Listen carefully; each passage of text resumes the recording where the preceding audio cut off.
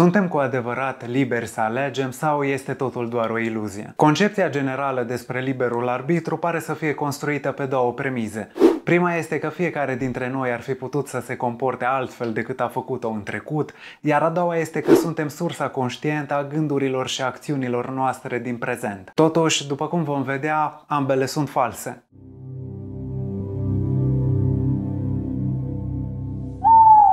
Suntem conștienți doar de o mică parte din informația pe care creierul nostru o procesează în fiecare moment. Deși observăm în continuu schimbări în experiența noastră subiectivă, respectiv în gânduri, dispoziție, percepție și comportamente, suntem complet inconștienți de evenimentele neurofiziologice care le produc. Neurocercetătorul Benjamin Libet a folosit electroencefalograma pentru a demonstra că activitatea din cortexul motor al creierului poate fi detectată cu aproximativ 300 de milisecunde înainte ca o persoană să fie conștientă că a luat decizia de a se mișca. Alți oameni de știință au extins cercetările folosind rezonanța magnetică funcțională. Subiecții priveau pe ecran un ceas format din litere aranjate circular, care se schimbau rapid.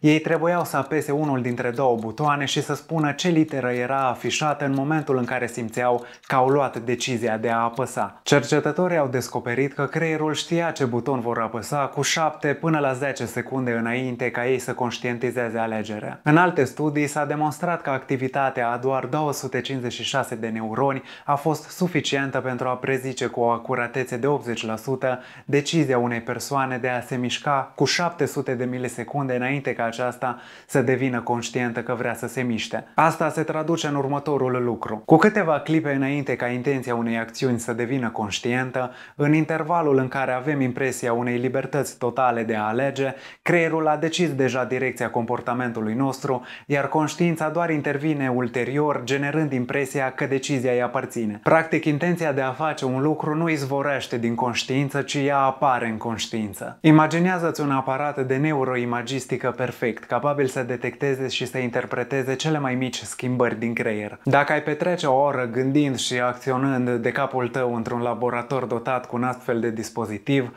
oamenii de știință ar putea să prevadă cu câteva momente înainte tot ce vei face. De exemplu, la 10 minute și 10 secunde decizi să iei o revistă și să citești, dar aparatul arată această intenție la 10 minute și 6 secunde și pe lângă asta știe și ce revistă vei alege. Citești, apoi te oprești când te plictisești, dar aparatul a prezis deja acest moment și chiar și ultima propoziție pe care o vei citi. Practic ai continua să te simți liber în fiecare moment din prezent, dar simplul fapt că altcineva poate prezice acțiunile tale arată că acest sentiment este o iluzie. În cele mai multe situații din viața de zi cu zi, este util să ne considerăm liberi și să ignorăm cauzele din spatele dorințelor și comportamentelor noastre, pentru că ar fi epuizant ca de fiecare dată când facem sau vrem să facem ceva, să luăm în calcul o infinitate de variabile care ne influențează. De exemplu, dacă mă întreb de ce am comandat vin în loc de bere, răspunsul e simplu, pentru că prefer vinul. Nu este nevoie să știu de ce prefer vinul și simplul fapt că îmi place vinul mai mult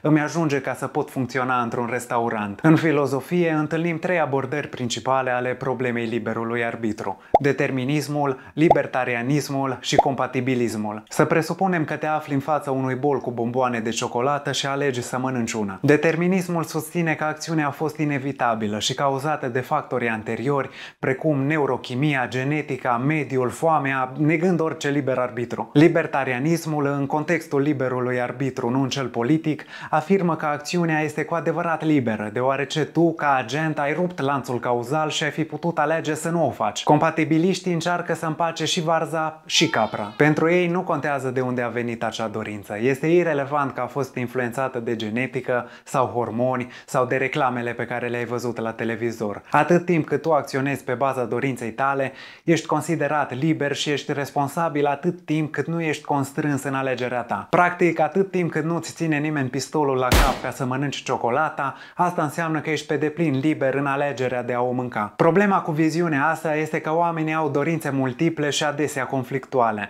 Vrem să muncim, dar și să stăm în pat. Vrem să începem o dietă, dar am vrea și o prăjitură. Unde este libertatea atunci când o dorință învinge inexplicabil altă dorință?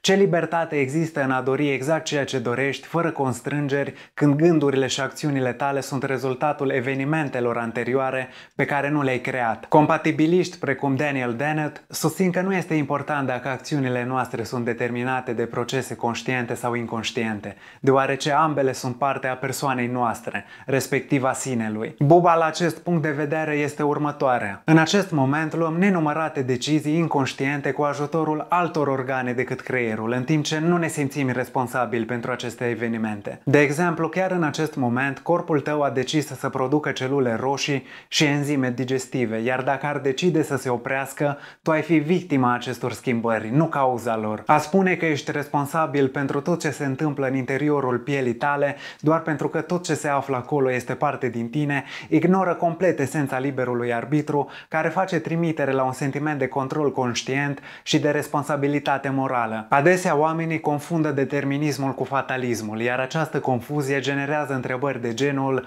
dacă totul este determinat, de ce ar trebui să fac orice? De ce să nu stau pur și simplu și să văd ce se întâmplă? Faza e că într-un fel sau altul, cu toții așteptăm să vedem ce se întâmplă. Să ne imaginăm că de mai mulți ani vrei să scrii o carte, dar ești copleșit de procrastinare și lipsă de inspirație. În ciuda eforturilor repetate de a te așeza la birou și a scrie, proiectul eșuează, big time. Apoi brusc, te trezești cu o idee genială pentru subiect și primești un sprijin neașteptat din exterior de la un scriitor celebru care îți laudă ideea. Acum simți o voință de oțel și termin cartea rapid. Te simți mândru pentru această realizare, dar apare întrebarea: dacă actul tău de voință a fost cauza reală, de ce nu ai putut genera aceeași disciplină și idee genială cu un an în urmă? Dacă acorzi atenție vieții tale interioare, vei observa că apariția alegerilor, eforturilor și intențiilor este un proces cel puțin misterios. Da, de exemplu, poți să ții o dietă și știi multe despre variabilele care te vor ajuta să te ții de ea,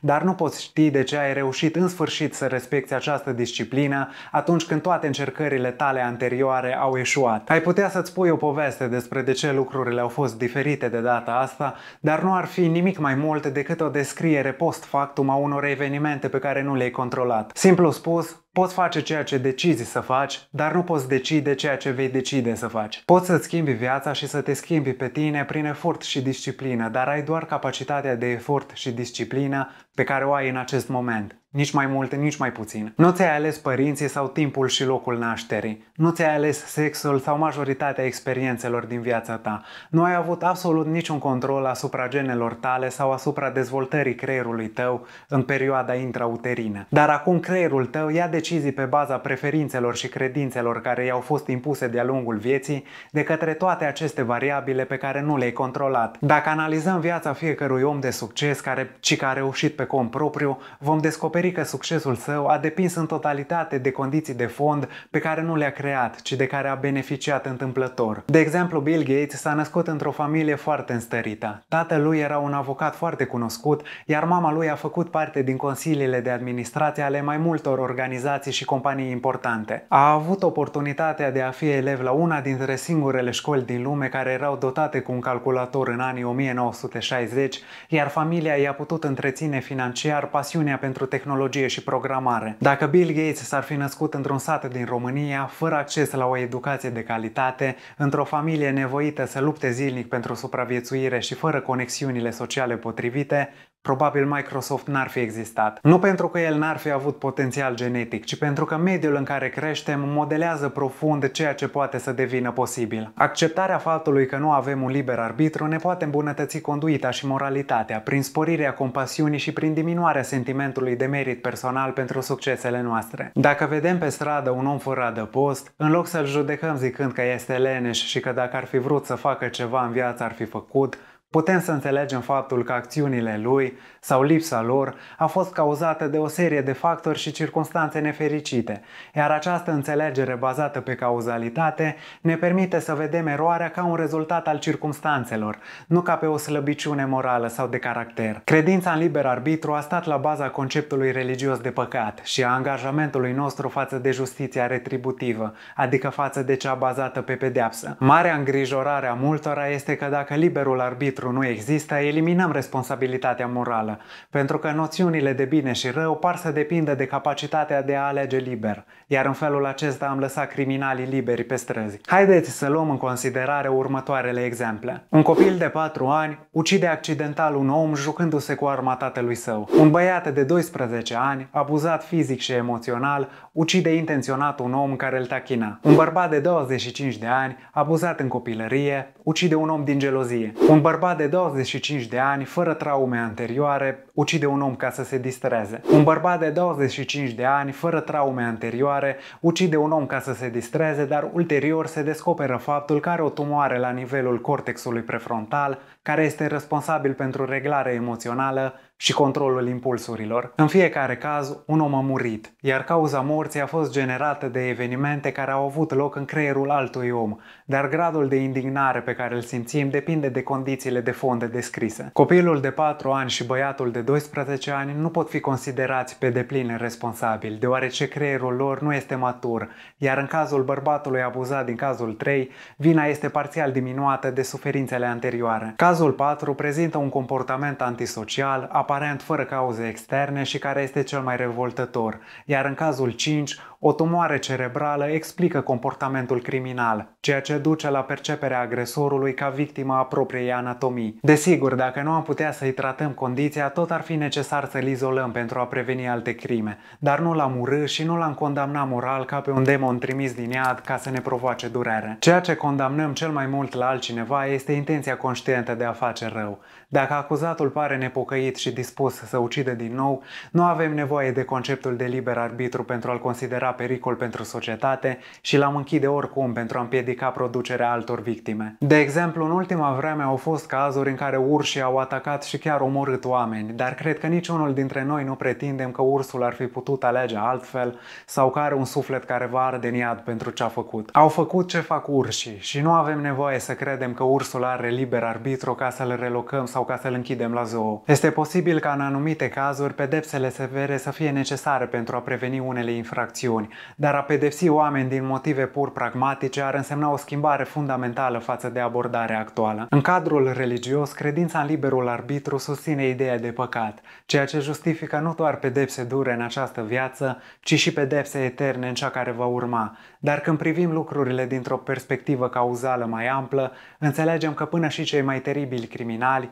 sunt într-un sens cât se poate de real victime ale propriului ghinion și acest lucru ar rămâne adevărat chiar și în cazul în care un suflet nemuritor ar exista, pentru că nu au ales să se nască cu el. Practic, dorința noastră de răzbunare sau pedepsire se bazează pe faptul că nu vedem cauzele fundamentale ale comportamentului uman, iar schimbarea acestei perspective ar reprezenta un progres spre o înțelegere mai profundă și totodată mai empatică a ceea ce înseamnă să fii om și ar marca o îndepărtare de la metafizica religioasă. În concluzie, este rezonabil să-i considerăm pe ceilalți responsabili pentru acțiunile lor și să-i pedepsim atunci când acest lucru le modelează comportamentul și aduce beneficii societății. Însă nu trebuie să confundăm aceste lucruri cu credința în liberul arbitru. Nu este rezonabil să invocăm de fiecare dată trauma sau lipsa suportului sau a genelor potrivite pentru a bate pasul pe loc. Dar nici nu putem spune că toate astea nu ne afectează și că un simplu act de voință le-ar putea șterge cu buretele. Este imposibil să ne schimbăm pe noi înșine în mod absolut din pură voință, căci avem doar propria persoană din acest moment cu care să realizăm această schimbare. Dar partea bună este că suntem într-un schimb permanent de influențe cu mediul din jur. Acolo unde mediul se va aranja încât să permită schimbarea, aceasta se va produce. Acolo unde nu se aranjează, trebuie să găsim alte căi